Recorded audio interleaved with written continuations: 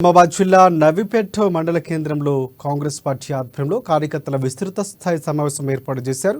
ఈ సమావేశానికి Congress party MP అభ్యర్థి జీవన్ రెడ్డి, ఎమ్మెల్యే సుదర్శన్ రెడ్డిలు హాజరయ్యారు. ఈ సందర్భంగా వారు మాట్లాడుతూ తెలంగాణ ఏర్పడిన గత 10 సంవత్సరాల కాలంలో బీఆర్ఎస్ పార్టీ నుంచి కల్వకుంట్ల కవితను, బీజేపీ నుంచి ధర్మపురి అరవింద్ను పార్లమెంటుకు పంపిన ప్రయోజనం లేకుండా పోయిందని అన్నారు. ఇక అధికారంలోకి వచ్చిన తరువాత చక్కెర కర్మాగారం తెరిపిస్తామని, ఒక్కరూ పార్లమెంట్ ఎన్నికల్లో గెలిపిస్తే పసుపు బోర్డు ఏర్పాటు చేస్తామని బాండ్ పేపర్ రాసిచ్చి మరొకరు నిజామాబాద్ ప్రజల్లో మోసం చేశారని ఆరోపించారు.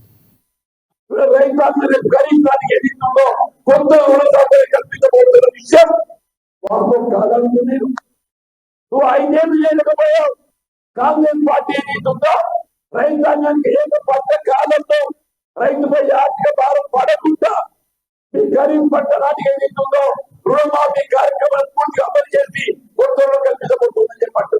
రైతు బంధు, రైతు భరోసా ఎన్నికలప్పుడు ఏం చెప్పిండే కాంగ్రెస్ అంతా రైతు బంధు ఉండేది.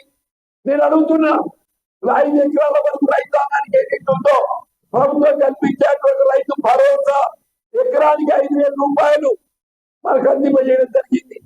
రేపు మళ్ళీ ఖరీఫ్ నాటికి ఏదైతుందో ఇదే రైతు భరోసా ప్రతి ఎకరానికి